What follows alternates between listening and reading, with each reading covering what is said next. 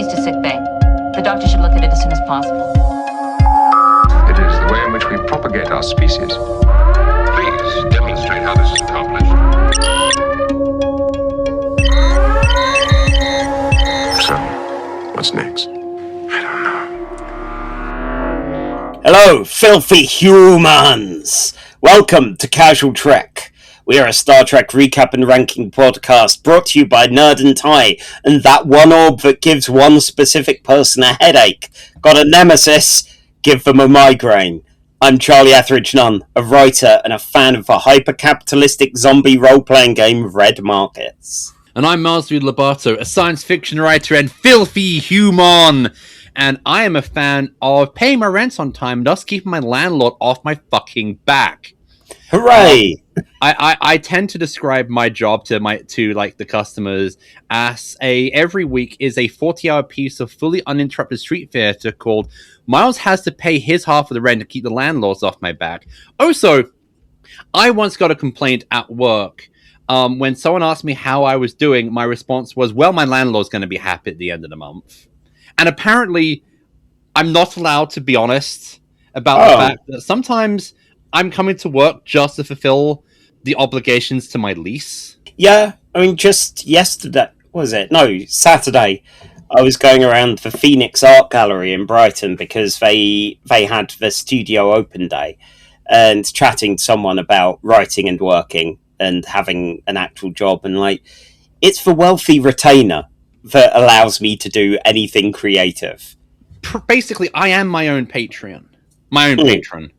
Sadly, I wish my own patron gave me more money, but food and I have financial obligations and cat food to buy. Oh yeah, trying to guilt trip the cats there. I saw it. Look, it is impossible to guilt trip a cat. The best thing about a cat, the one thing that puts having cats over having children, is that I can call my cat a stupid brain dead little shit to its face, and Cat Protective Services won't come to take the cat away from me. I'm just going to look sadly into a corner now. Right. Anyway, before I have flashbacks to my own childhood, what are we doing here? Well, we're a pair of casual Star Trek fans who like to look at 3 episodes based around a theme and put them on our big list of best to worst, but we try not to be dicks about it. So, this time, we're capering and buffooning around with those hyper-capitalist scamps, the Ferengi. Specifically, I only realised after we'd discussed the episodes to pick, these are all Ferengi episodes without Quark in them. So, yes. But, first, Miles, what non-Star Trek thing have you been enjoying since we last spoke? Well, on the subject of hyper-capitalism, did I mention on the podcast that I tried to read Atlas Shrugged? Mm-hmm. Okay, I'm following up with a caveat because what I've been enjoying is replaying the video game BioShock. A better pursuit, definitely. A better pursuit. I've played the game a few times but never completed it because, as previously stated, my executive dysfunction has executive dysfunction. I've now gotten further than I have before, and I am just enjoying the hell out of taking a spanner or a Tommy gun or a shotgun because those do more damage. 2 splices. And also, the game does have a link to Star Trek. Oh? Because the voice of Andrew Ryan is Armin Shimmerman, who plays Quark. I swear that this is why Renee Aubergenois, who plays Odo, is the voice of Mr. House in Fallout New Vegas. I swear someone in the Bethesda casting department went, well, BioShock has Quark, let's get Odo. Yeah. Wow. I've played through BioShock 1, 2 and a bit times, and it's very good fun. It's a beautifully made game. I know it got some criticisms for the shooterness of it being, not incredible and intricate. It's I don't give a shit. I'm here for the vibes, man. We're Death Stranding fans. We have to admit that gameplay is not our best priority. No, exactly. Look, I've played multiple Dragon Age games, and most of those have shit systems, but are kind of fun. But yeah, good. Yeah, hopefully you'll see Bioshock through to the end. Are you aware of the big things? It's 2020. It's 2026.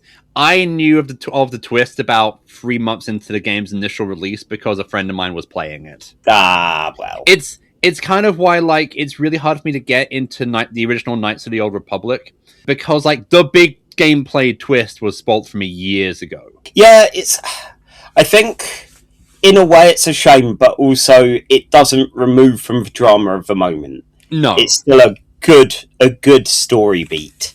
So yeah, hopefully you'll see it through. Hopefully I'll be able to start playing Bioshock 2. Yeah, now that one I never finished because I guess I've got slightly better executive dysfunction. I don't know. Please disregard my uncompleted games pile. I'm trying, but I see that corner of comics and books in the corner of your room right now. So Charlie, what non-Star Trek thing have you been enjoying these past few weeks? Well, I did not expect to say this, but I've been really enjoying Saturday Night Live UK. Huh. I have never seen a full episode of the American one. I've seen all of 30 Rock a couple of times and Studio 60 on the Sunset Strip, which proved you can write drama, but that doesn't make you able to write comedy. And like whenever I see an SNL sketch in the world, unless it's like something that really, really kind of catches fire, they always seem overly long and not overly funny. The thing, as someone who does improv comedy, and thus is a low form of intelligent life, I'll be honest, most SNL sketches go on 5 minutes too long, and they're usually 6 minutes. It's like one time, my mother-in-law showed me the Sweaty Balls sketch. Now, there's one joke. Sweaty balls sounds like sweaty balls, and by 30 seconds of this sketch, I want to gnaw my own arm off and escape. But my mother-in-law is insistent that I watch the whole thing through, and I just really want to go, this stopped being funny. Yeah, so SNL UK has a cast that I mostly did not know of before this. Like Anya Magliano and Emma Siddy, I only knew through Taskmaster. Yeah, and it's been really good. And yes, sometimes they aren't sure how to end it, but luckily a few of those times they kind of go into a bit of horror instead. They go into slightly worrying things. There's been some great ones. There was a nice horror documentary about Mr. Blobby. I've seen pictures of that on Blue Sky, and I know that Ncuti Gatwa was the host. Oh recently. Yes, and there are some jokes at Doctor Who's expense. Yes, there was a very it's a show not without flaws. Every single host seems to have to refer to every single previous host and how brand new all of this is. But it's mostly been a really fun time. There are some sketches that still stick with me. I think it's the beef advert one, where it's just make it increasingly disturbing. Oh no, pork. Yeah, where the kind of actually having someone in a pig mask as part of the executives there, observing it all, or at one point one of them just pointing out that none of this is real, and the horror on the face of the guest host. It's like, yes. Okay, I think I might need to check out some of this, because this actually sounds right up my alley. Yes. The news stuff has been very good with it, and overall, I'm looking forward to there being a second season of it, because it's 8 episodes now, and then I think September or so they're going to bring it back. So nice and short. There are a million advert breaks, and luckily on Now TV only every other advert break has adverts in it. I assume for shipping it over to the States, where every 5 minutes is an advert break. Yeah, pretty much. It's kind of obnoxious. I remember I visited my aunt who lived in the US way back in, I think it was 92, 93. And I remember seeing an episode of that fantastic cartoon, The Tick, on Fox. And I remember it played the credits. And the moment the credits finished, commercial break. Back in the day, in the long ago times, where I may have acquired episodes of TV shows like Buffy or Gilmore Girls through back of lorry kind of methods, sometimes you'd get an episode where someone hadn't edited the adverts out. And that's where I realised a 40-minute episode was about an hour and 5 minutes, because there were ads so often. And yeah, it was always shocking seeing that kind of thing. And back in the day, I used to be able to acquire episodes of Mystery Science Theater 3000 on videotape, and it was a Yahoo group. This is how long ago this was, and I'd send them like £5 in an envelope, and I would get a tape of episodes which it was clear I wasn't watching like first generation copies. I was watching like a third generation recording off a US tape. So the video quality approached the levels of a snuff film. Oh no. But they had not edited out the commercials. So every 5 minutes it was like commercial. Every 5 to 10 minutes it was commercial breaks. You know who would love this kind of thing? The Ferengi Quark. Why, yes. Yes, indeed. And yeah, seamless segue. So, we have some horrendous capitalistic nightmares to go to, and a lot of real stupid hijinks. But, first of all, we have something a little lighter on the hijinks, it felt like. We've got an episode of Star Trek The Next Generation. This is from Season 1, Episode 9, The Battle. It aired on the 16th of November 1987, teleplay by Herbert J. Wright, written by Larry Forrester and directed by Rob Bowman. The UK number one hit was The Vulcan Diplomat to Pow with China in Your Hand, and the US had Billy Idol with Money Money. I think with T'Pau, this might be the closest we get to talking about Kate Bush. Yeah. Because I listened to this song, I'm like, oh my god, this sounds like a B-side from Hounds of Love. It made me want to go and listen to Kate Bush instead. Yes, which is, for T'Pau, not a great thing. But for my Kate Bush discography, that's a great thing. Yeah, exactly. Yeah, it was fine. Same with Billy Idol. These are both things which I keep thinking were earlier than they actually were. Yeah. Admittedly, I was just about 7 when they aired, so I wouldn't have heard them when they came out. No.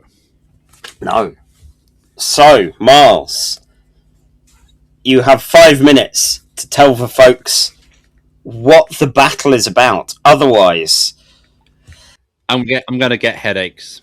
I was going to say I'll stick you in an episode of Star Trek Next Generation with some real ropey acting. But, the headache thing, too.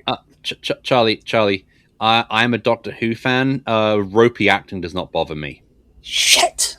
Okay, fine. Well, go. For the last 3 days, the Enterprise has been traveling alongside a Ferengi ship captained by Damon Bok, who has also spent the last 3 days at no point communicating with them. Dr. Crusher visits Captain Picard in his quarters. He's claiming to be suffering from headaches. Crusher is concerned. After all, in our super-duper, really totally fantastically enlightened 24th future century, the humble headache is as extinct as the common cold, and she wants to do further tests. Picard fobs her off. After all, he finds the stuff with the Ferengi more important than getting his head sorted. Damon Bok finally calls up the Enterprise. He's got something for the captain and wishes to beam over. Picard agrees, and Bok, the ship's captain, his second in command, Kazago, and a third Ferengi, let's call him Ian the Ferengi, beam onto the bridge. just as the Enterprise sensors have detected a signal on the horizon. It's a Constellation-class ship, the Stargazer, Captain Picard's old command. The perfect gift for Picard, who Damon Bok refers to as the hero of the Battle of Maxima. Picard doesn't remember any Battle of Maxima, but Data slips into info dump mode and reminds Picard that 9 years ago, the Stargazer was attacked by an unknown vessel, and while Picard led the ship to victory, the Stargazer was abandoned because of the damage. Damon Bok reveals that the unidentified ship was actually a Ferengi vessel, and that he found and restored the Stargazer, which he's given to Picard as a gift, free of charge. Much to everyone's shock, including Kazargo, because the Ferengi don't give anything away for free. Thankfully for the plot, everyone is going to be really fucking stupid and buy Damon Bok's explanation that this might serve as a way of improving relationships between the Federation and the Ferengi. Remember when the Ferengi were going to be the big bad of Star Trek Next Generation, like the second Klingons or something? Well, Damon Bok remembers, and he's not gotten the memo that this is going to be working out just as well as the Vord did as the next Daleks in Doctor Who. In the briefing room, old JL is seeming pretty chipper. He excitedly recounts what happened at the Battle of Maxima. It turns out that Picard pulled off this super cool move where he did this really short warp jump to right in front of the enemy ship, causing the enemy scanners to briefly see two ships. This is kind of like the afterimage technique in Dragon Ball, where someone moves so fast that they leave an image that acts as a distraction for their opponent. While the Ferengi vessel was shooting at the fake image, the Stargazer fired at the ship point blank and destroyed it. Unfortunately, they had to abandon her and limp to Federation territory in shuttlecrafts. Picard's little trick has been called the Picard maneuver in the Starfleet manuals, and there's like no way to counter it. Stick a pin in that. Riker and the team go on board the Stargazer to make sure it's safe for old JL to come aboard. Satisfied, JL beams aboard and is overcome with nostalgia for his old command. As Data collects the Stargazer's logs, Picard goes to his quarters and finds a trunk of stuff he left behind, including a strange big metallic glowing orb. You know, we all have one.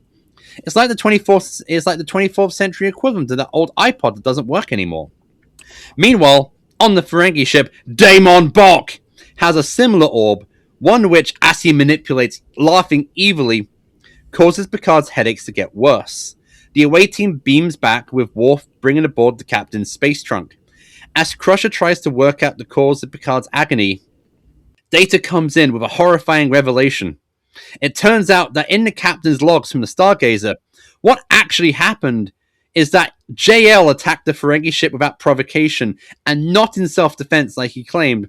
And before he abandoned ship, he left a message basically saying, "I confess to everything, including my horrific war crimes."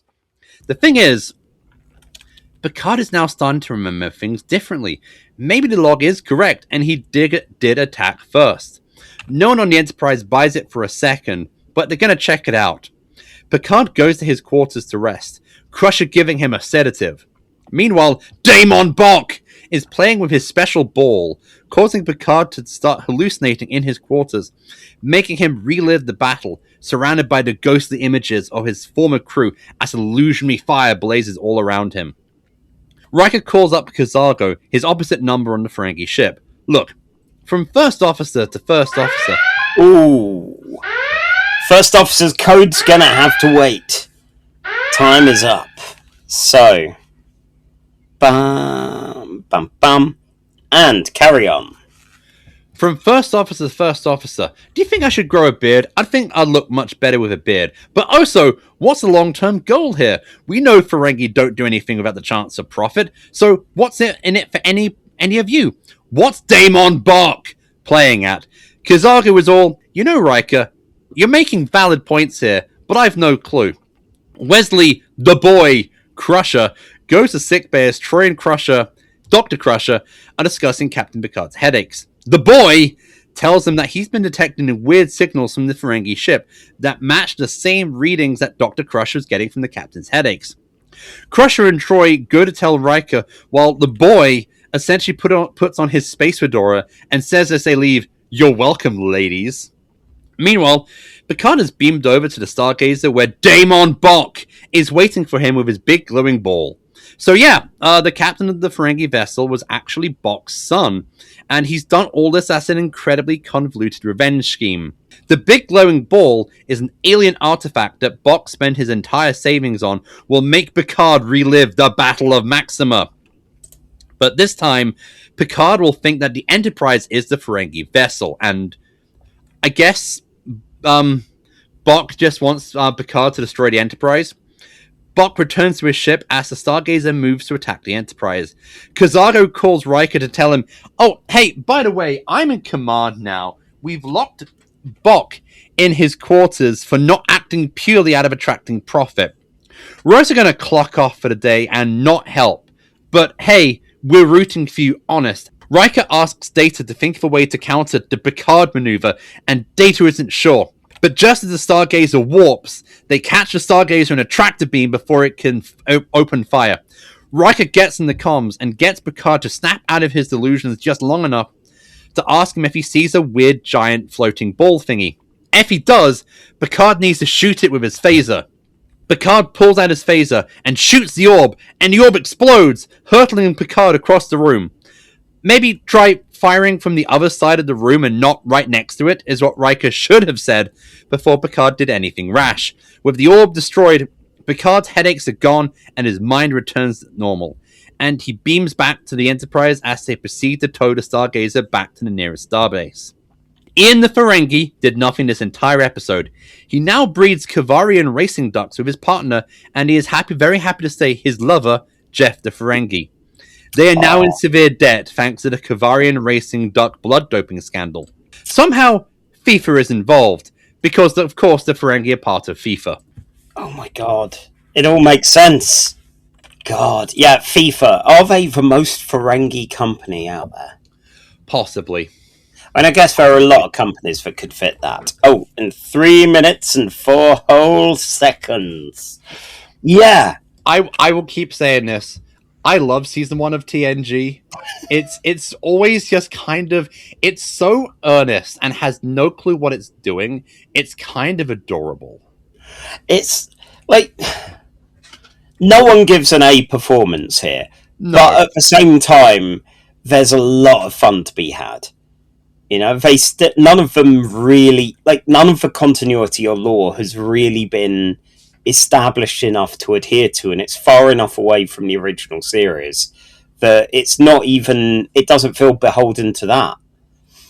And also, it's trying so much to kind of emulate the classic series before realizing that it can do its own thing.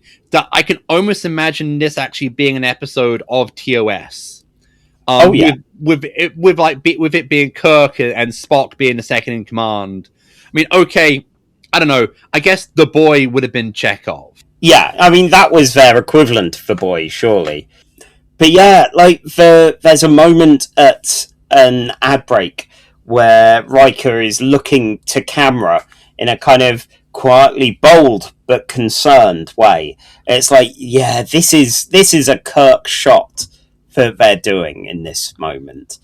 It is exactly what I'd expect a Shatner look to be. And I don't know if that's Bowman's directing.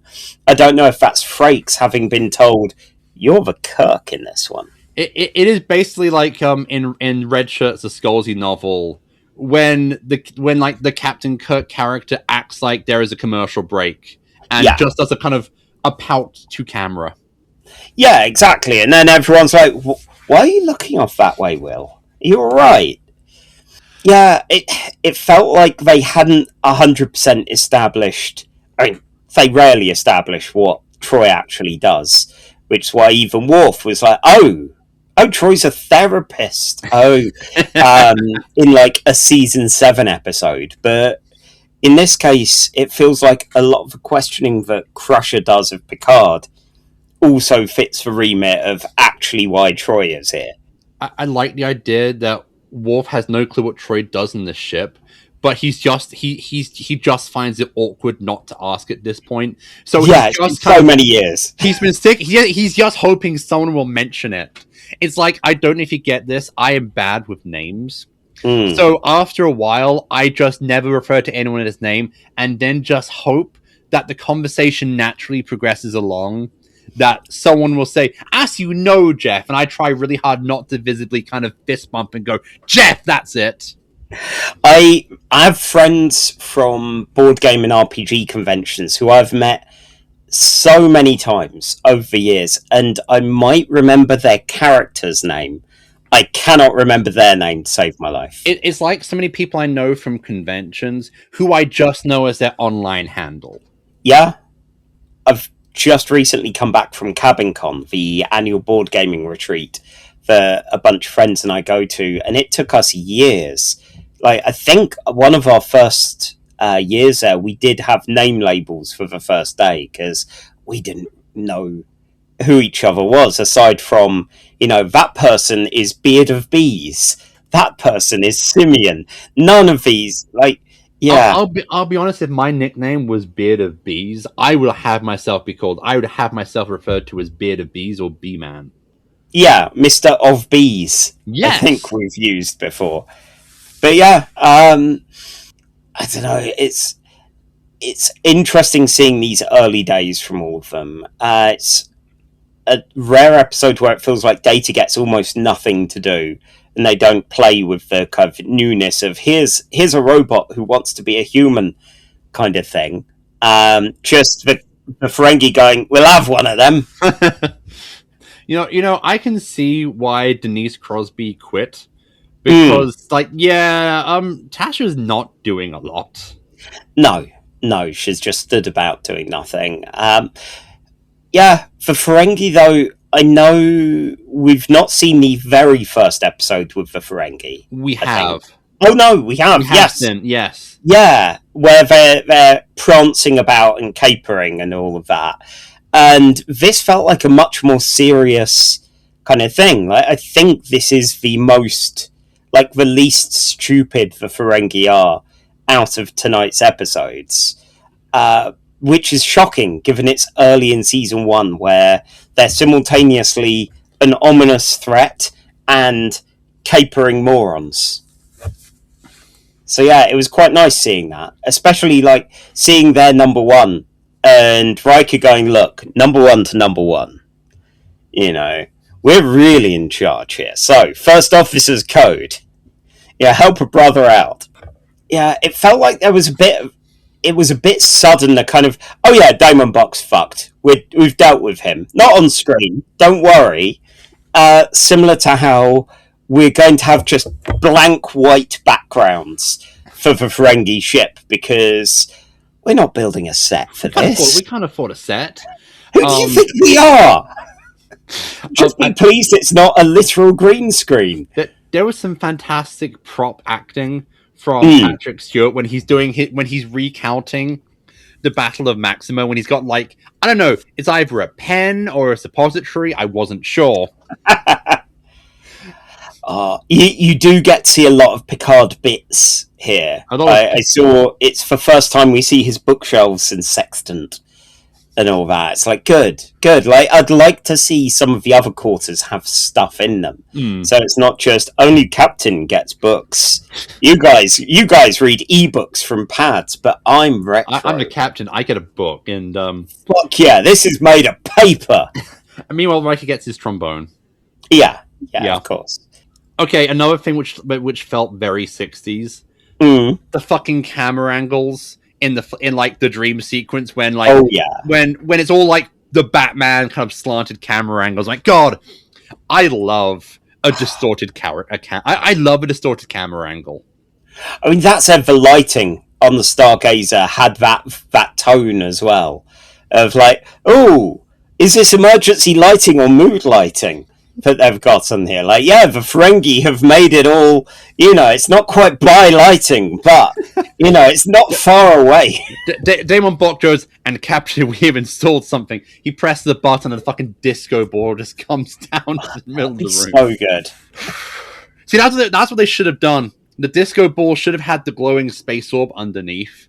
And just all the bits fall off and there's the giant glowing ball. God, when they were so we've moved all of his possessions over from his old quarters. It's good, Wolf. There was a giant mysterious trunk. Right. Was he aware of this trunk? And, did you check anything was in it? It could have been a bomb. It could have been a corpse. Worf is like, I'm not head of security yet. I don't give a fuck. Yeah, we just transported it over again, assuming that it would do nothing. It wouldn't react badly with the transporter. It's not going to Tuvix someone or something. God. I know that Will Wheaton has spoken that his like the scene at towards the end when he's like, "You're welcome, ladies." Adults. That he has said this is the moment that made the fans hate Wesley Crusher because this was the moment that made him hate Wesley Crusher. Yeah, that was rough. That was like, oh, you bullyable nerd. I think this is apparently like the first appearance of the infamous Wesley sweater, which, yes. I'll be honest, I kind of want one. Look, man, yeah, if I knew an easy place to get one, I would get one. Look, there are a lot of things from season 1 of TNG that I would like to wear, one of which is the scant. Of course. I would have, look, the amount of weight I'm losing right now, I would quite proudly wear the one-piece male miniskirt uniform from early TNG.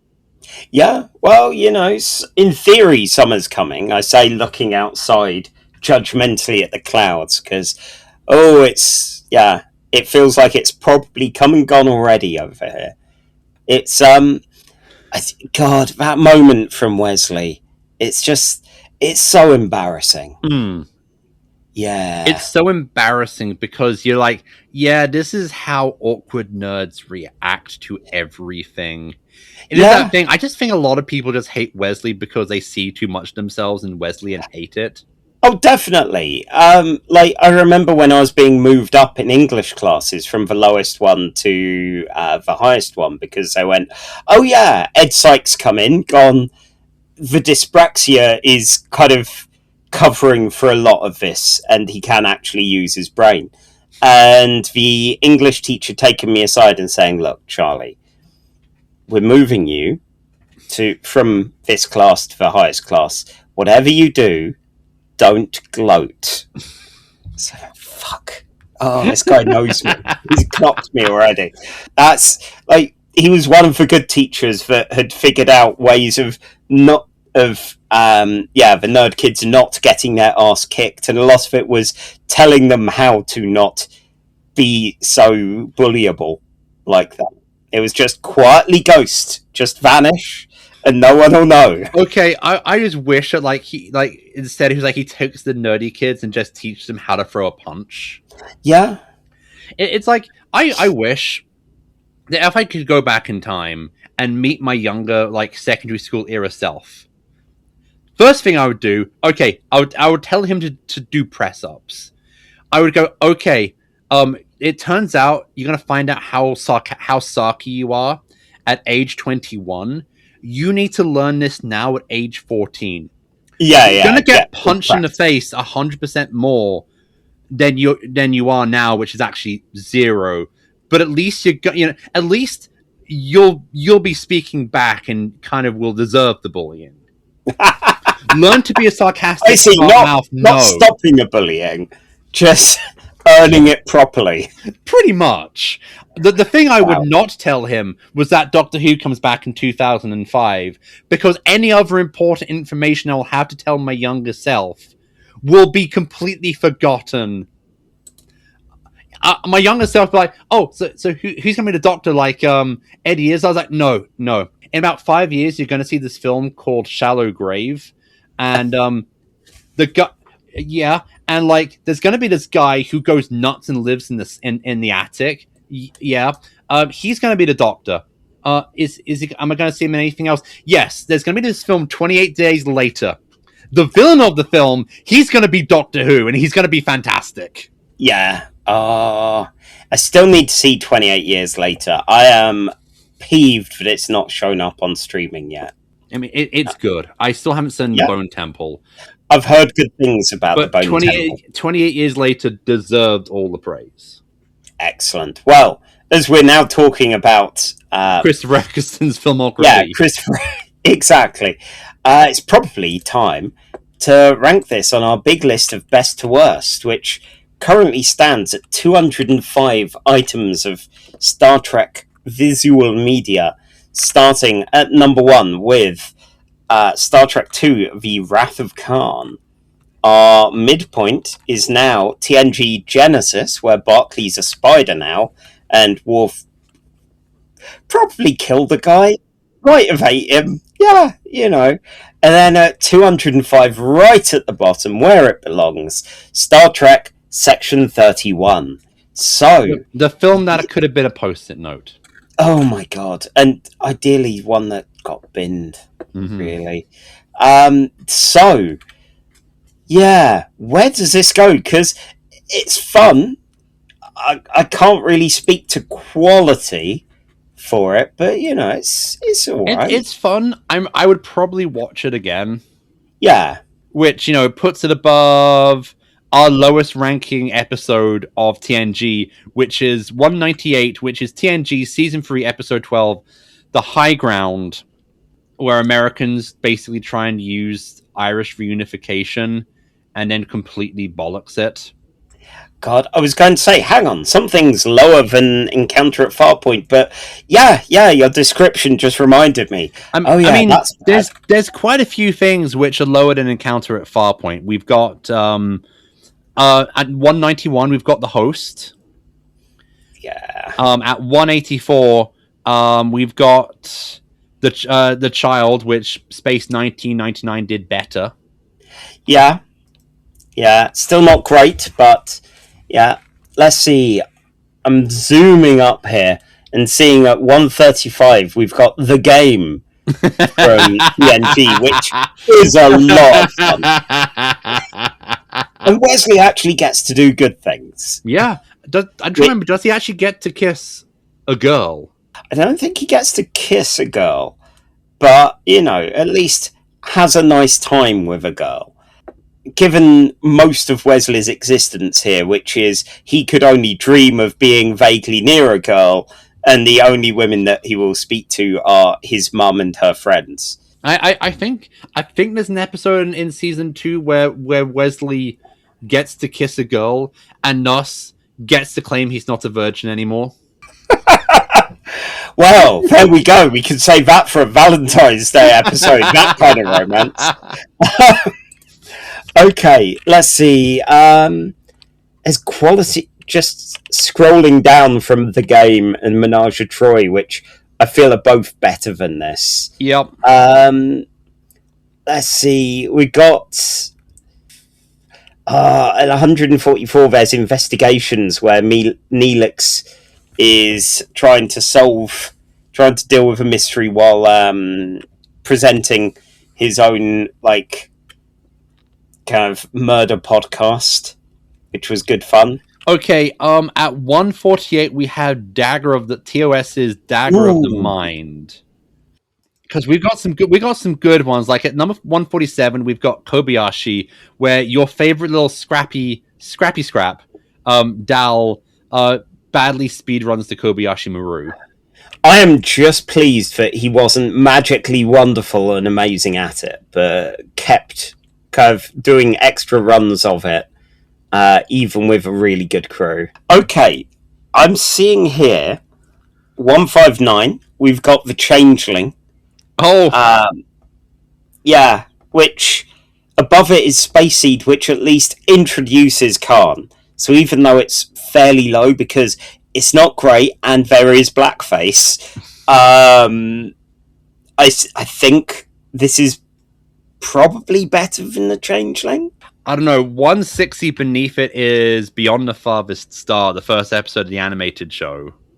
Oh, that was a really nice opening statement of going, we can do some weird shit. Yeah. We have no budget. We will animate as little as we can, but our aliens can be really alien now. Yup. And then at 161, we have the old classic Alan Parade!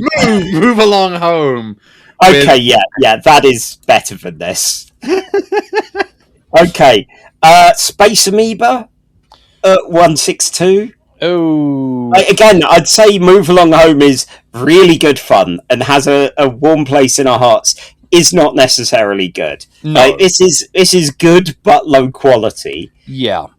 I mean, at 164, we do have Prodigy's Let Sleeping Borgs Lie, and I feel that is better than this. Yeah. Okay. I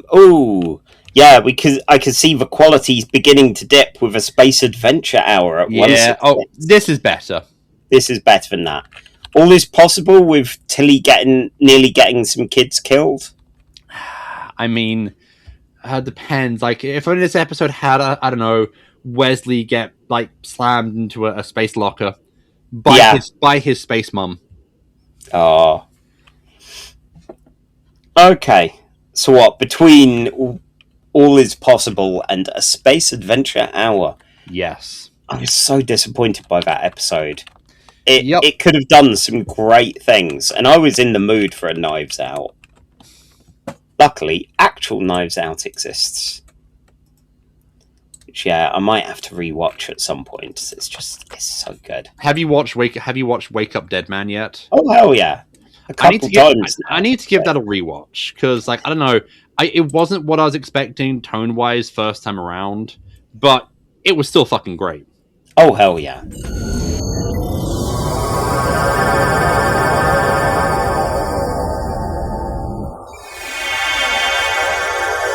Yes, our second episode is Star Trek Enterprise, Season 1, Episode 19, titled Acquisition. The laziest title that you could name a Ferengi episode. It aired on the 27th of March 2002. Teleplay by Maria and Andre Jacquemetton. Story by Rick Berman and Brannon Braga. Directed by James Whitmore Jr. The UK number one hit was Gareth Gates with Unchained Melody. And the US number one hit was Jennifer Lopez featuring Ja Rule with Ain't It Funny Murder Remix. Now, the Gareth Gates one, it's like Unchained Melody, I feel, has been overdone and overcovered. And in my mind, the Robson and Jerome cover is inevitably what's going to be playing. Gareth Gates, I've never really... Like, he came up at a point where I never really had time for him. That said, the Jennifer Lopez video, it was one of those memory unlocked kind of thing. Between, again, Radio 1 at Dave's Comics, this was a song that was often playing. And, on MTV, while we were mostly MTV2 people... occasionally we'd go over to MTV Base, which was more likely to play this and going like, oh yeah, I think this was my first encounter with Jennifer Lopez. And I don't know, that thing of, ooh, okay, bit of a crush there, but then completely forgot all of this song existed.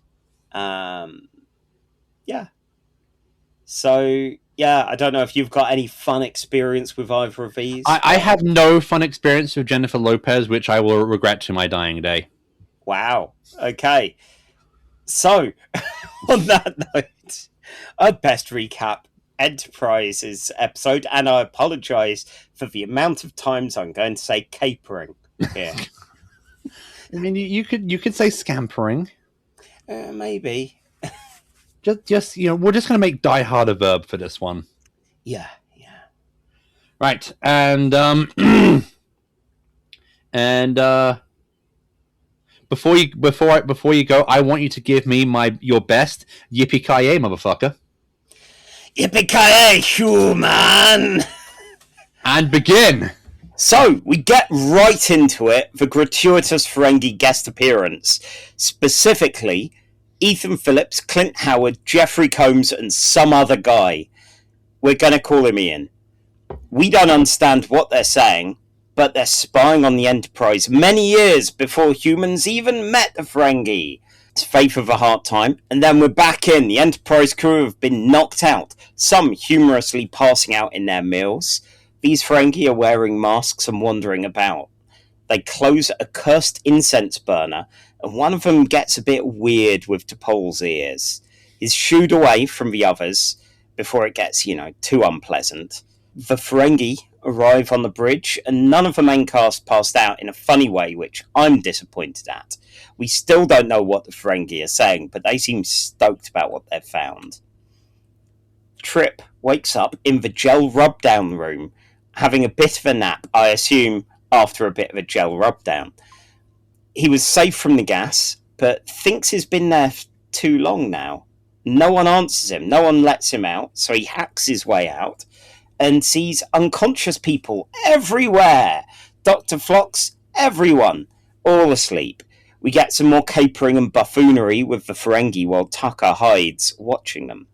One of them drags T'Pol out, and these guys are prying loose for chairs, which I admire as some proper level thievery, like anything that's not nailed down, and even those things too.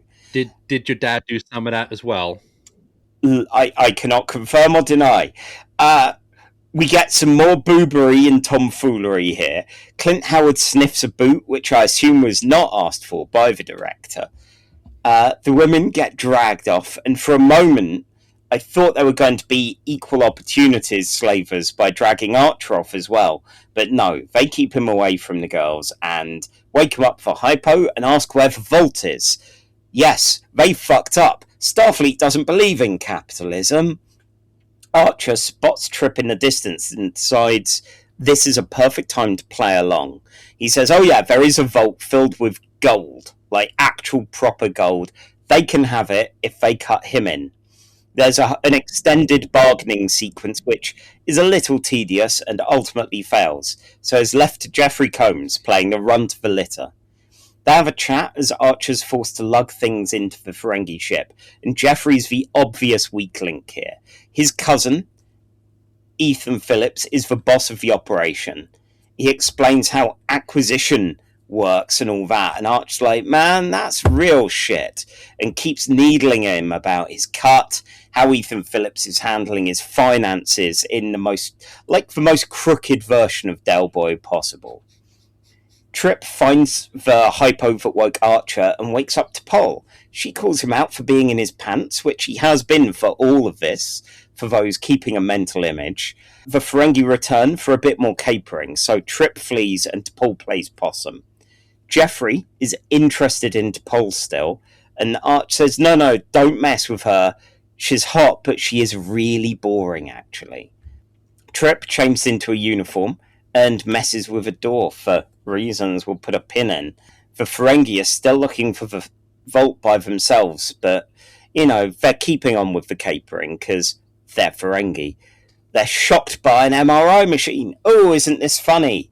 One of them reckons the vault's going to be in the captain's quarters, and T'Pol sets off a little alarm to mess with their sensitive ears. She nicks a scanner and leaves the rest of them in Ethan Phillips's bag, setting it off to start him and Clint arguing in, like, a real Wet Bandits kind of way. There is so much Wet Bandits in this performance. It's kind of amazing. Archer suggests to Jeff that he should betray his cousin Ethan Phillips, as he'd probably lie about what's in the vault. It's not like Jeff can see what's there. And Jeff nearly agrees to a 50-50 split, and for Archer to throw in the Vulcan, but he doesn't fall for it. We get yet more buffoonery from the Wet Bandits as they interrogate Porthos, and Clint Howard puts him in the cargo.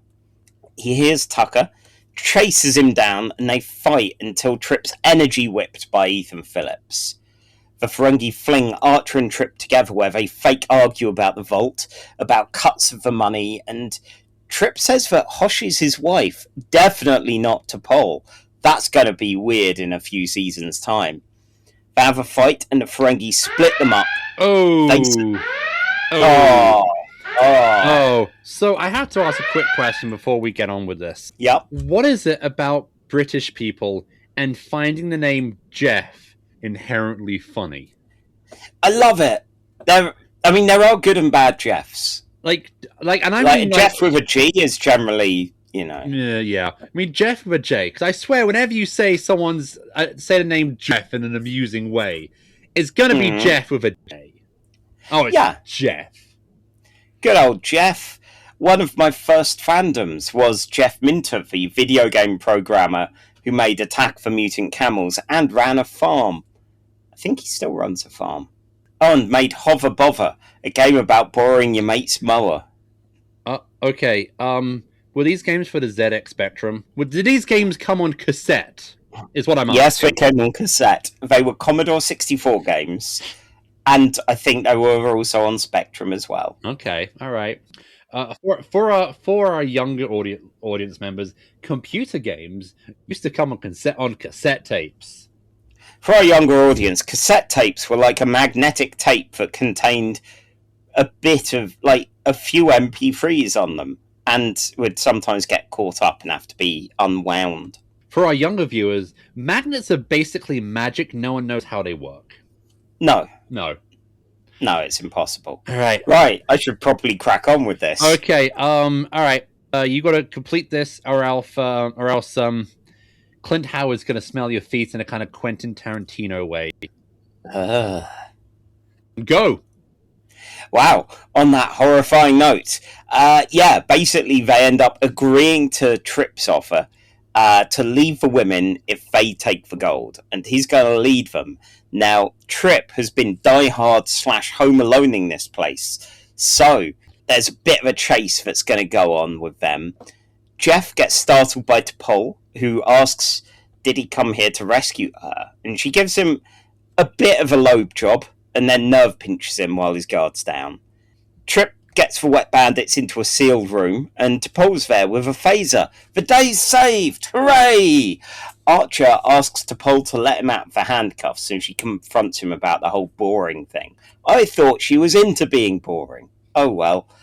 The Ferengi are forced to put everything back, yes, including Porthos. No one shares the name Ferengi here because continuity. And Jeff says, I'm in charge now. You'll never see us again. Not until Star Trek TNG, I guess. All right, that was 1 minute and 9 seconds. Okay, get out of here, Clint Howard. Back in your box. Back in the perv box. God, yeah, like, I know we're very negative on Neelix, but generally pro Ethan Phillips. Yes, and he was in proper scamp Ferengi mode here. Like, he was a real jerk. Like, his proper fur coat was giving it very Harry, very, very Del Boy.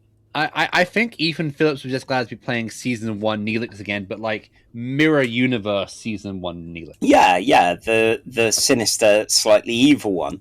Now, I was pleased to see, apparently Brannon Braga, who wrote the story for this and was a showrunner for it, was like, yeah, this was a desperate act, getting the Ferengi in, because it feels like a desperate act.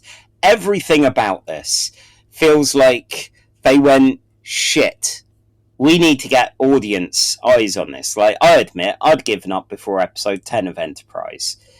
So I assume the numbers were doing similar things. That makes me have to wonder how much in production they were when the show was airing. Don't know. Memory Alpha probably has the times, but a lot of these network shows would start while making them. I certainly remember with Lost, the turnaround was shockingly quick. I mean, like, turnaround on classic Doctor Who was pretty insane, but that was the 60s.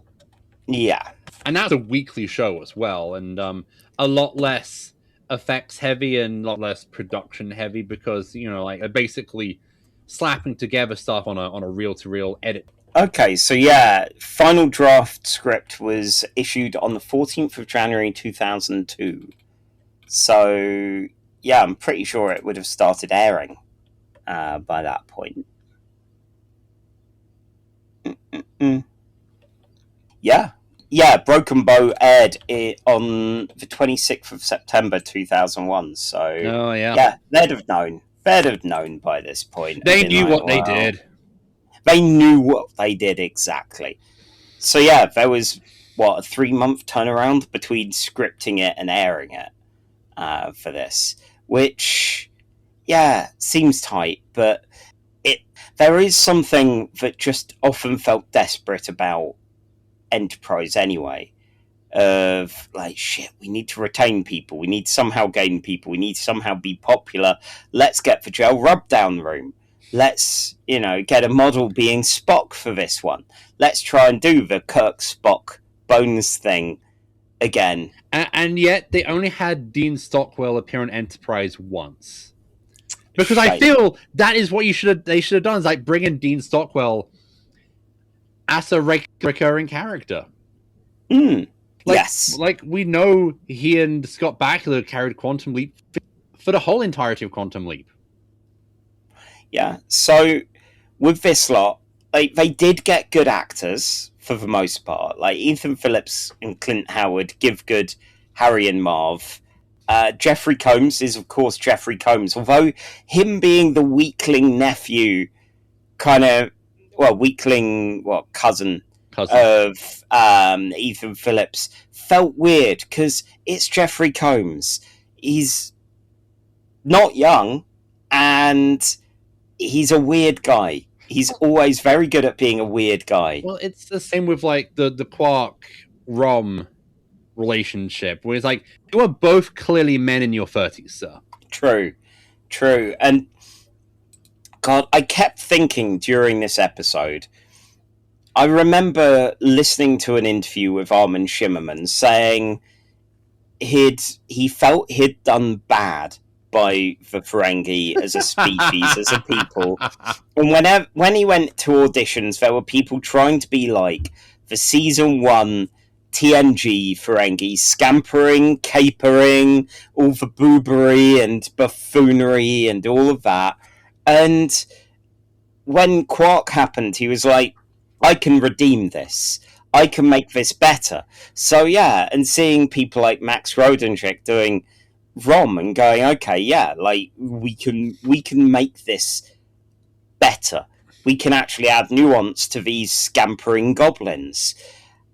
And then you watch this episode, which I think is the least respectful or good about the Ferengi, and brings them right back to season 1. And I know chronologically they are nearer to this in some ways. Like, they will become the scampering goblins of season 1 of TNG, but we've just seen an episode that dealt with them well, that went, oh no, these hyper-capitalist dickheads can have a need for vengeance, can have a cunning plan, and aren't just prying up anything vaguely worth money, aren't like one step away from opening up the mouths of any of the Starfleet personnel to see if they've got fillings, So yeah, it felt a bit reductive. So was this meant to be a comedy episode? Maybe. I don't know. It's like you talk about like the redeeming on the Ferengi, how it goes back, but it's like, okay,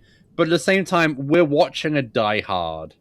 We're watching a Die Hard in space, and you're not gonna have your villains have the tortured interiority of although if the Ferengi had walked in being proper like gentlemen thieves, like they're out of a 1910s like Penny Dreadful, that would be kind of awesome. Like have one of these guys be like the oh shit, what's the name of the Fagin? Yeah, exactly. Another horrendously anti-Semitic stereotype in fiction, but still Ron Moody and chewing it for all he's got. Yeah, I mean, that's where you don't need to go, oh yes, these are all going to be grimdark and serious versions. No. These are all going to be emotionally deep. Obviously, you got your bumpy-headed species getting up to no good, but yeah, I don't know. It just feels a lot closer to the Last Outpost Ferengi, which are the worst Ferengi, really. I feel this episode... I think this episode needed more of Trip trying to find some boots. Yes. Just being like, these, no, Clint Howard's been sniffing them. Like, I thought when he did that, when he was getting the jumpsuit, I thought he was going to have that, like, check the boots. Nope, throw them. I liked the idea of him doing a Die Hard and doing a Home Alone. Like, when he started mucking around with things, I was like, ooh, a plan is forming. Ooh, this is exciting. And even some moments where, once again, it's that thing of seeing the engineering and going, it's a big weird prop, but it's a big physical weird prop, and that's kind of cool. Like in like in Doctor Who, when you see the TARDIS and the controls in the middle and go, this is a physical thing people can play with. You know? This had one of my favorite kind of tropes, which is two main characters pretend to get into a fight to cause a distraction, which I admit I'm a sucker for every time it comes up. Yes. Well, yeah, and things like how T'Pol was messing with the wet bandits of like, okay, I'm going to stick a communicator in the other one's bag and make it look like he's stealing and set it off. I've been back to playing Hitman a lot, and it felt exactly like that kind of thing. It's like, I'm just going to cause a distraction. T'Pol is up to antics. T'Pol is a Vulcan who is clearly down for capery and chicanery. Look, Spock was.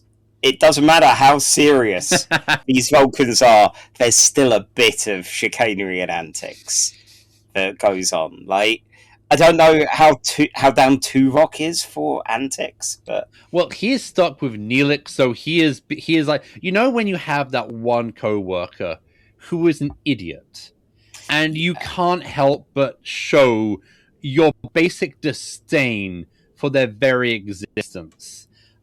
This is the Starbucks coming back into me. Of course. So it's like I've had some I could be a chicanery kind of chap, and then there are some co-workers who are so mind-numbingly stupid. I want to tell them to lick the electrical socket because I know they'll do it. Yeah, God, yes. When I was leaving, I was changing secondary schools from an abysmal one. I very nearly got someone to try sticking their tongue in a fan. As a fun goodbye. That's a goodbye, Jape. I realised they were genuinely going to do it and had to tell them not to. Like, my conscience got there. It's like, what? No. I once briefly convinced a bunch of teenagers in America that Monty Python and the Holy Grail was banned in the UK because of cultural insensitivity. I lasted about 60 seconds, like, no, I'm just fucking with you. See, that could have stuck with them. They could have been, like, watching it with some friends and been, hey, guess what, right? Guess what? They don't air this in the UK. But, you know, in America now. Yes. Love seeing Scott Bakula get to do Devious, because I feel like out of all the captains since Kirk, Archer is like very much the square-jawed Dan Dare, Buck Rogers, Flash Gordon type.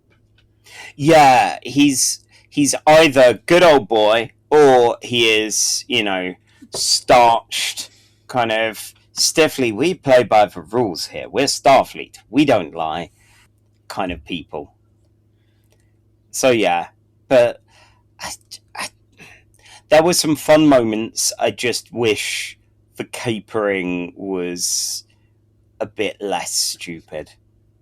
Like, you could even do some good capering. So, okay, Charlie. Mm-hmm. If you were home alone and some people tried to break into your house and rob it, what kind of Home Alone, Kevin McAllister, Rube Goldberg machine would you set up with the things around you? I currently live in a building site, so I think the deteriorating nature of the house will do the work for me. I think what I would do is I would set up a rudimentary catapult to catapult my cats at them. Okay, good. Because I don't think my cats would attack the burglars. But I think it would be enough of a surprise to kind of distract them so I can do like a judo chop or a two-fisted punch. Of course, yeah, just like Kirk taught us. Just like Kirk. Yeah. Oh god, we would die in any home invasion, wouldn't we? Well, okay, don't forget, in America, I live in America, so they have guns. And you live in Brighton, so they would threaten you with, I don't know, like a box of cereals or like the mixtape from their band. Maybe. I mean, I am on what they call Muesli Mountain, so possibly some non-vegetarian crisps or something. I think what would happen is that you'd get jumped by some thieving hipsters who would wrestle you in submission by threatening to ask you to read the manuscript for their novel. Yeah, that'd do it. We would both die. I've done that once. I would I would tear my eyes out. You know, I have dear friends who, of course, I would read their work, but yeah, I have read the even more divorced Tech War that a colleague wrote, and that was rough. I mean, it could be worse. It could be their mixtape. I mean, that'd be shorter, frankly. Yeah, but anyway, anyway, as we're getting on to the horrors, yeah. So we have The Last Outpost at spot 176 on this list. That's the last time we saw Ferengi this stupid. Do you reckon it's better or worse from The Last Outpost? I mean, like, this have some good japery. This does have some good performances from Ethan Phillips, and yeah. So I have a question. Yeah. You know how I do like in this list to kind of try and, whenever Neelix gets to do something, or whenever Ethan Phillips actually gets to do something, I tend to kind of give it a bit of a leeway on the list. Yeah. Do I have to do this here, where Ethan Phillips is actually clearly enjoying the chance to do some acting? Ooh, it's difficult, isn't it? I mean, I would say that this is a lot better than The Last Outpost, because we have less of the we do have the weird perviness. We do have T'Pol having to give someone a Romulan a Ferengi ear job, but at the same time, we do get Ethan Phillips and Jeffrey, the good Jeffrey, getting to do some acting. We get some Die Harding. Yeah, but sadly, Die Harding's good. We don't have Reed unconscious in a soup. I'd have loved that so much. Stick him unconscious in a gazpacho soup. Bring that reminisce that happens in Minefield. Yeah, or Reed like slumped over a railing. I assume it was a fairly low effort day for most of them. I feel sorry for Dr. Phlox, who got made up just to lay down for one scene. Like, how many hours did that actor have to deal with that? A lot, probably. Or did they just make up, like, a mannequin or something? His stunt double. Yeah, an extra. I mean, did they have to do did they do a big close up of his face? Because then they could just kind of. Yeah, it was like kind of looking close at his top and midsection, so you saw the face. So maybe like have a stunt double, or probably did like some second units. So like, you know, they're filming another Phlox heavy episode and go, okay, we just need you to lie down and pretend to be No, less effort. Arms by your side. Don't try and act. Don't try and do any kind of physicality. Just kind of lie down, and we'll shoot around you. And this is Star Trek, so yeah, if there were corners that could be cut, they would cut them for that sort of thing. Okay, so better than Last Outpost, given, you know, the parts that it's got are a bit better. Let's see. I'm trying to remember Broken Circle. We've got that at 169. That's Spock steals the ship and then ends it by drinking with a lot of Klingons. Oh yeah, that was fine. That was a bit action movie. You know, that was a bit. We've got all these different set piece things to do to bring the band back together and, you know, sort out everything. Okay, 173, we have Justice, where Wesley ruins a visit to planet Fuck. See, now, it's that problem of going, the capering is annoying. Like, the people of Justice are weird and silly. There's a lot of cardio in Justice. There is a lot of cardio. God, yeah. And comparison here. And while I've been doing a lot of cardio recently, I do not want to watch cardio on my TV. No. I would rather just watch the Chronicles of Planet Fuck, but there we go. Well, yeah, unfortunately, we don't get those chronicles because the boy has to have a story happen. Otherwise, who knows what we'd have seen. But yeah, okay. I think justice, almost for mimetic quality, is a little better. And then at 175, we do have Spectre of the Gun, which is the gunfight gun cowboy episode of TOS, and that is delightfully weird, and I fucking love that ending. Where I've talked about that episode many times, just because for beautiful weird set. Oh, like the weird sets, and I love like they defeat the bad guys by Spock mind melding them to go, the bullets aren't fucking real. Listen to me very carefully. The bullets aren't real. When they are shooting at you, the bullets are not real. Because if you think the bullets are real, you will fucking die. Love it. Okay. I think this has brought us full circle back to 176 with Last Outpost, which this is better than, but Spectre of the Gun is so much more fun. Yeah. All right, I am good with that. Wow. Okay, what a circuitous journey. Lovely. So yeah, that's Acquisition is our new 176. Before we head off for the break, I have just one thing to say. Mm-hmm. Keep the change, you filthy animal. Oh, I love Home Alone. It's so good.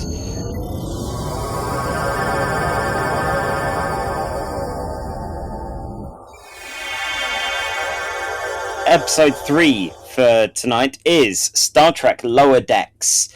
This is Season 4, Episode 6, called PARTH FERENGI'S HEARTPLACE. And sadly has... This is the best title of a Star Trek episode ever. It is! I wish it had anything to do with Garth Marenghi's Dark Place.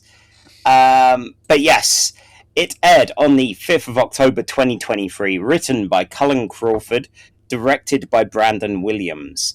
The UK and US #1 hit was Doja Cat with Paint the Town Red, which I believe we've covered before. We've done a few times at this point. Yeah, it's fine. Fine. So, Miles, I believe you have, 2.5 minutes? 3 minutes? 2.5 minutes. Hang on. Let me just pull it up. That's alright. I realise I should switch away from where I'm probably going to order burrito with halloumi. Ooh, that sounds yes, nice. It's called a halluminati, which is why I was having that moment of saying it.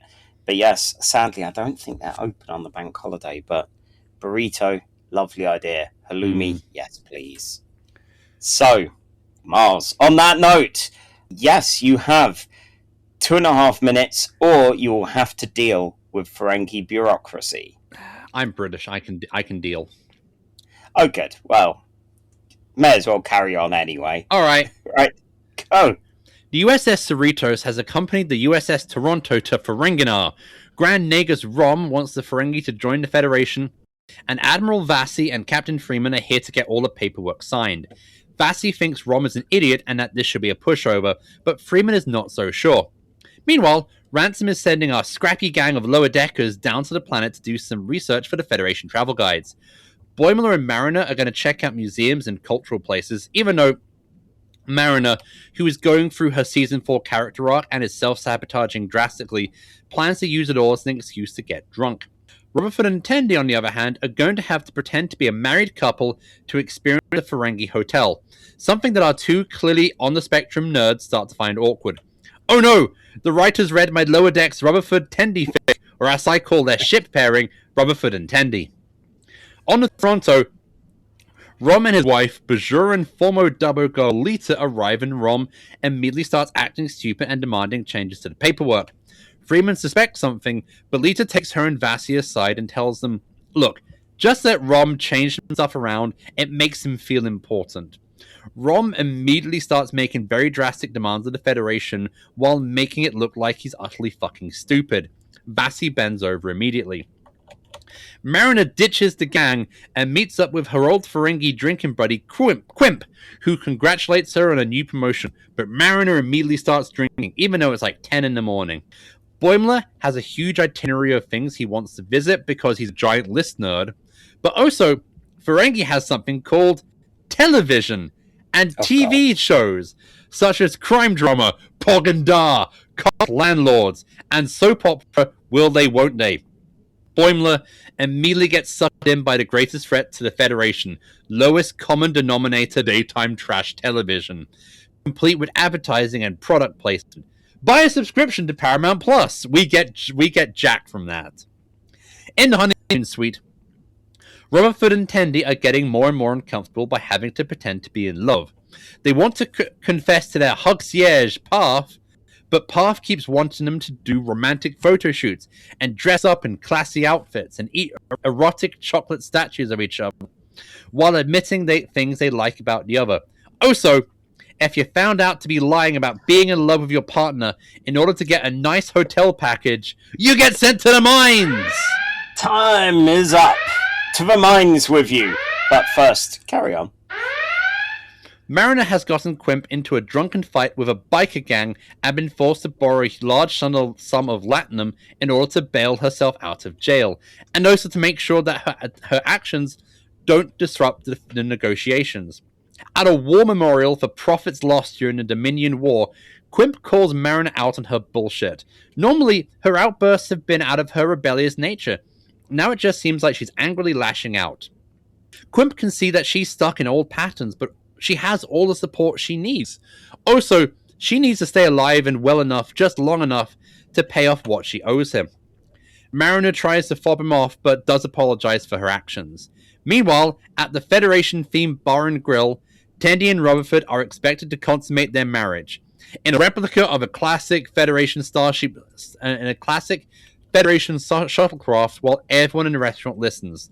Okay, these guys definitely have my AO3 account. At that moment, Dr. Mikimo arrives to sample the cooking, and he did not get the these two are only pretending to be married menu, and a memo, and immediately let slip that those two are just good platonic friends. Rutherford and Tendii, now caught out, loudly proclaim that they are actually in a tortuous love triangle with Dr. Miglimo, and that now that he's found out their torrid affair, they're now going to divorce, go back to the ship, and claim this never happened. Negotiations are going poorly. Admiral Vassie is quite literally dancing while promising Rom the use of any Starfleet vessel anytime. Freeman presents Rom the paperwork, but with one small caveat. In order to get everything they wanted, they have to bring one planet into the Federation. Vassie is shocked. After all, that would be easy with how many planets are in debt to the Federation. Are in debt to the Ferengi. But Freeman put a clause in the small print. The planet in question that they have to bring into the Federation is Kronos, the Klingon homeworld! Freeman used the 8th rule of acquisition. Small print leads to big risks, and Rom drops the stupid act. Freeman has passed the test and swindled like a true Ferengi, thus proving that the Federation is capable of respecting the Ferengi culture. Rom will sign the basic paperwork, and Vassie admits that he should have listened to Freeman from the start. Everyone's back on the ship. Mariner is upset with herself for hurting Quimp's feelings, but Ransom tells her that he'll always be there to support her. Rutherford and Tendii are glad to be done pretending to be married and just want to be best friends doing science stuff as they climb in a Jeffries tube in such a way that it looks like they're having sex. Get it? Wait, hang on. Where's Boimler? Oh, he's back on Ferengi, and he's fallen into a TV hole. He's upset because he let down Ransom, but Ransom's happy that Boimler was able to let himself go with the flow and not be stuck in his own head so damn much. But he also did tell hotel security to drag Boimler out screaming and kicking back to the ship. Man, Ransom mutters to himself, he likes that kid. Wow, that's 3 minutes 15, and yeah, I've definitely been in that kind of television hole before. Yeah, mainly during my bachelor days, but yes, I lived in an attic. I admit that I could just spend an evening just watching, like, binging Twin Peaks or Babylon 5 for a couple of days, and it's like now I have commitments like laundry and sharing and spending time with my wife. God, responsibilities, eh? Yeah. Okay, I love this episode. It's a lot of fun. It was very good fun, and it's that thing of this has a lot of fun with Ferengi culture, and it still feels kind of done better than the Enterprise episode as far as that goes, and that's even with Rom playing even more of a simpleton than usual. Although, you know, how much of that was for effect, how much of it is because Rom. Because Rom. You know, as we've seen, Rom is smarter than he looks, but he looks like Rom, so that's not difficult. Yes. And yeah, I like that Lita was very much kind of, in on Ferengi culture here and having fun with it all. So yeah, it's interesting seeing Ferenginar a bit more, because the main one I remember was where Quark and Rom came down to meet the mum. Yeah, where it's all just a bit shitty and rainy, and we actually see Ferenginar from space. We see the horrors of it all, which some of it looks a bit like the skyline from the Orion place in the grimdark future in Discovery, of going, yeah, look, it's adverts everywhere. And I have a question for you. Go on. Cop landlords or will they won't they? Which would be the Ferengi TV show that you get suckered into? And I'm thinking it's will they won't they, because I know you and your propensity for teen drama obsession. Yeah, I got it in one. And yeah, cop landlords just sounds like I'm not a cop show guy. Unless it's, you know, like I admit I'm a big The Wire fan, and I know how pretentious that makes me sound. But I enjoy the Columbo. Yeah. But then it feels like someone that infuriates cops a lot. You know, and again, yeah, cop landlord just sounds like the worst thing. But did have me in hysterics the moment they mentioned it. It's like, oh no. I am surprised that Cop Landlords isn't on its 20th season on ITV. Yeah, I mean, if it was like NCIS Cop Landlords or Law and Order Cop Landlords, then over in the States it'd be. I don't know. I'm thinking like a kind of a Midsummer Murders kind of show. Looking into people's second homes and that. Yes.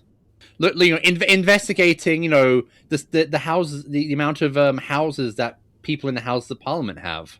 God, and then finding out, oh no, it's all right. You're a corrupt politician. Just bung us a $5. You're a corrupt politician, but you have Lord somewhere in your name, so we're going to let it slide. Exactly. Yeah. Wait. You're how many steps removed for the Windsors? It's fine. Yeah, even with that. Yeah, it was fun given this is, season 4 now, so there's probably been a good amount of Tendii and Rutherford shipping anyway, given the way they are kind of adorable and daft together. Tendii and Rutherford, like, definitely seems like the main, you know, like, I don't know, Boimler Mariner just doesn't seem to work as a ship. And I'm pleased about that, because far too often you get that kind of, because they're the lead characters and literally no other reason, we're going to stick these two together. I think for one episode early on, they did seem to be kind of setting up a Ransom Mariner will they won't they, and I'm glad they didn't go with that, because that would just be weird and wrong on many, many, many levels. Oh god, yeah. I do like the Shax and Dr. Tavana relationship we have going on throughout the show. Yeah, I mean, that's the thing, like, especially with the Upper Decks people. Things going on in the background over there, like, they have their own drama happening that we're not privy to, and that's fine. But yeah, as ever, I liked Quimp calling out Mariner on her bullshit, because it is so, like, with so many of these kind of things going, oh yes, she is trying to be the loner, the rogue, the rebel, and it is like it's a bad behavior loop that she's got stuck in and has difficulty getting out. She's trying to be the Rick, but I feel like the show never rewards her for being the Rick. Oh god, no, which is good, because you could see a lot of that kind of mentality. Now, admittedly, she's not a man, so even if she was acting like a Rick, the Rick and Morty fans that get too into Rick Sanchez would still not follow her. No. But yeah, it's the thing is, it's like, it's one of those things which is sadly too real, because yep, she had her character development, but then like nearly every season she ends up sliding back, and it's like, yeah, that's the problem with character development in real life, is that it's usually going to be 3 steps forward, then 2 steps back. Yeah. But yeah, the one disappointment I did have, and I had to keep an eye out for this, was given the title, it's like, is there going to be anything? No. And it's like, no. It's just that Parth is here with his the Hugsiage.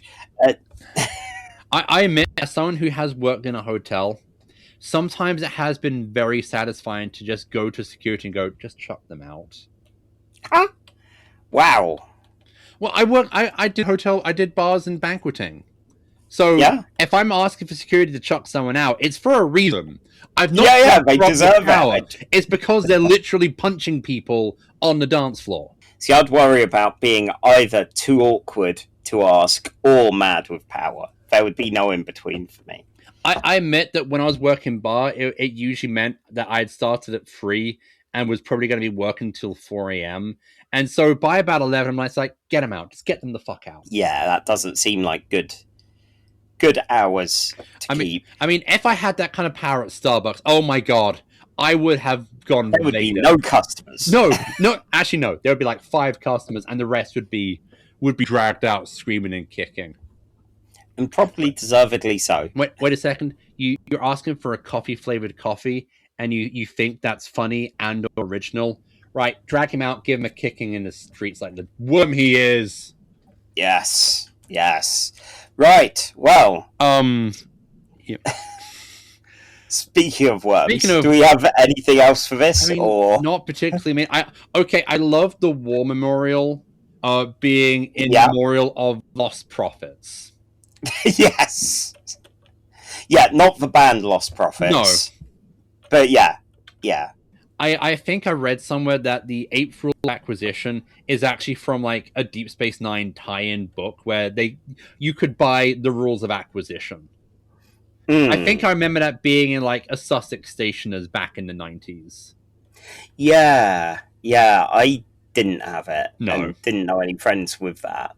I did have a friend with a secret Star Trek shrine that had things like a Klingon dictionary in it. My parents bought me a Klingon dictionary. But yeah, I mean, it's a good episode. I mean, sadly, because I'm actually not a Tendii Rutherford shipper, it's kind of like, I guess they decided to do an episode to address it and then just completely dismiss it. Yeah, which is fun. I'm someone that doesn't ship much or often. I just like messy drama. So I have a friend who used to ship Cap and Bucky, but based on the films, not the comics. Of course. And I'm like, that's fine. That's it's like, as long as you're not weird with it, I don't really see a problem with it. It's like, It's like with X-Files. Do I ship Mulder and Scully, or do I ship Mulder and Ratboy? I mean, Agent Krychek. Oh God. I mean, it's Mulder and Ratboy because that's messy drama right there, especially since Ratboy has killed Mulder's dad. Oh yeah. I'm sure people have been forgiven for worse. You're an X-Men fan. People have been forgiven for worse. Definitely. I mean, how many loved ones has Wolverine killed? So many. So very, very many. How many loved ones has Cyclops killed? I don't know if he has. Professor X? Okay, there was Professor X. Fine. He's not quite dad. How many innocent people has Beast killed? So many. And but he doesn't care. It's all for science. I mean, he got a younger clone of him brought back, so does that count as forgiveness? No. Then again, the evil one is still hanging. The evil real beast is still like hanging around. Oh yeah, the next event, DNX, which, yeah, I guess is Do Not X. Oh, which, given the current era, probably okay. sounded right. I thought it was going to be Defenders versus X-Men. No. No. Fantastic Four had taken part in it for some reason, but yeah, it's 3K and the Kissinger Beast up to no good. And this is why I don't read X-Men comics anymore. Fair. Right. Anyway, ranking. Also, it helps that I can just go, right, what bullshit happened in the X-Line this week? Yeah. And then I would get to like an hour-long angry voicemail. Yeah. Okay, let's have a look at the big list. Okay, so to the list. Yeah. I mean, this was a pretty good one. It was very enjoyable. There wasn't a huge amount done, but there was still, still good times. There's some nice world building, there's some nice gags, and there's some nice drama. Yes. I was trying to see where the DS9 with the lads and their mum are, but... that's number 43, Deep Space Nine, Season 3, Episode 23, Family Business. It is. Yes. Okay. At the moment, I was floating around kids these days. It's 76, which, again, good fun. The trouble is, beneath that is number 77, the animated series The Infinite Vulcan, which gives us a giant Spock. Fucking love that giant Spock. As a Legion of Superheroes fan, this is the closest that you get to that Silver Age bullshit. Okay, fantastic, because I thought you were just going to admit to a giantess fetish. No. That's... God, the most recent old Legion issue that I had Brainiac 5 creating clones of dead Legionnaires, but they only last for 24 hours and then freaking out Superboy with them. Okay, can I ask a question? And then everyone's like, oh, you've got our cells to clone us. Fine, I guess. Is there an actual purpose, or is he doing this to prank Superboy? It's to test a kind of just in case we can do okay. this. I assume Jonathan Hickman was mentally tagging this in before he got hired for House of X and Powers of 10 and X-Men when he was originally going to be doing a Legion reboot type thing. Because, yeah, that could have been fun. Oh, well. This is... Quality-wise, this is far better than Infinite Vulcan. Both are about the same level of fun scrapes. Oh, okay. Number 83 on the big list. Oh. A piece of the action with a fucking... Oh, that was great. Which is the other great gangster planet in Star Trek. Yeah. Okay. Yeah. I think this is... Okay, I think Piece of the Action is possibly a bit better, but again, we've got the same sort of hijinks kind of stuff, which is great fun. I don't know, maybe worse than Piece of the Action, better than Thine Own Self, which is good quality, but it's like this does more. Like that episode you probably could have covered in the length of time of this and not lost anything. Yeah. Ultimately, where PARTH FERENGI'S HEARTPLACE packs so much. That's the thing about these. Whenever we do lower decks, like we end up going to like the 5-minute time for a regular episode just to cover what is in there. And I still feel like I still feel like there was a bunch of stuff that I could have missed, that I could have covered in the recap. And it's just very bare bones because like you're missing out on like all the kind of gags on top of gags.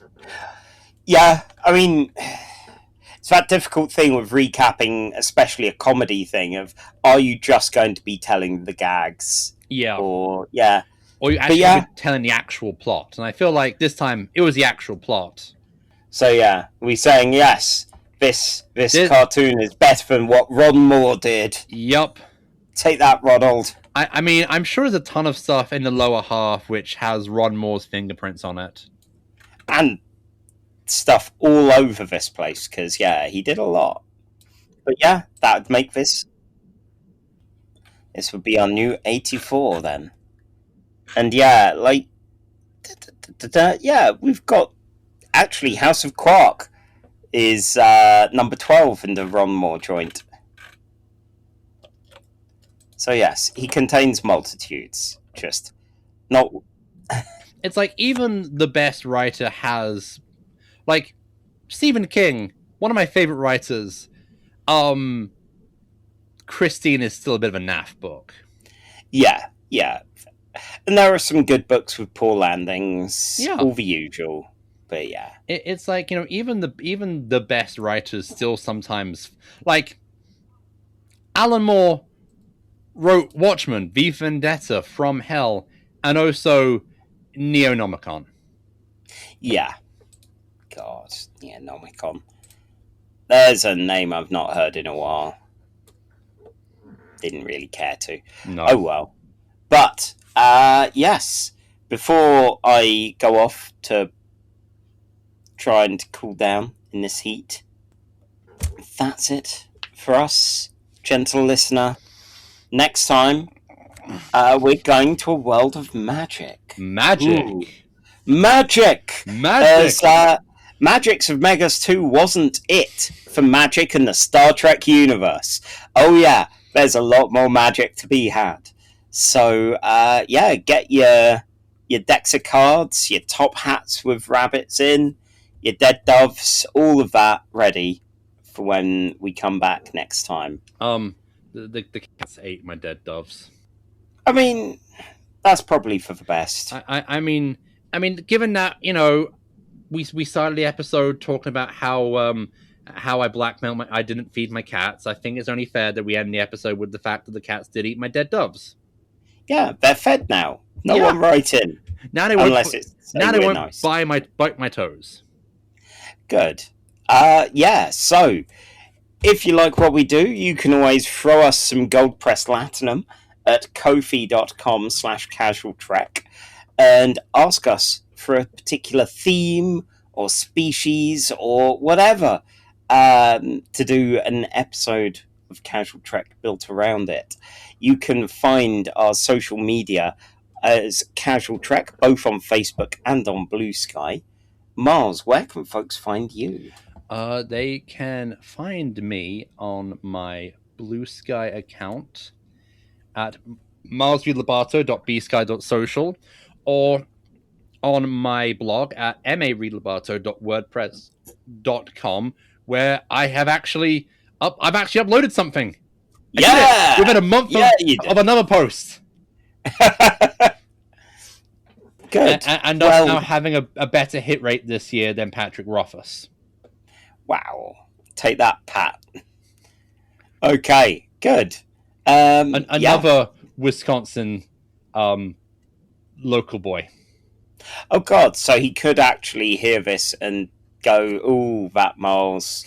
I always knew he was a bad one. Possibly. I have actually met him. Okay. Good. And Charlie, where can people find you when you're not scurrying around a building site? Okay, when I'm not scampering and trying to steal tools from a building site, I'm found on Blue Sky at skyshark.itch.io. That's also the address of where any of my comics and RPG materials can be found. And fakedtales.com, which is my blog. And I've been posting about 2000 AD and about the solo board game Final Girl. So check those out. So yeah, and as always, live long, do a Starfleet, eat a jelly baby, and I'm sure in an alternate universe you could probably find a podcast of us recapping Cop Landlords. Yeah, and Charlie's torrid blog write-ups of Will They, Won't They? But will they? But Charlie, what if they won't they? Oh my God, such drama! Amazing. I have to watch more of it. But you know where you could do that from? Hmm? A subscription to Paramount Plus. Wow. TM. You have been listening to Casual Trek, a Nerd and High podcast, presented by Charlie Etheridge Nunn and Miles Reed Lobato. Music by Alfred Etheridge Nunn. Star Trek by Paramount. Not us. Not yet.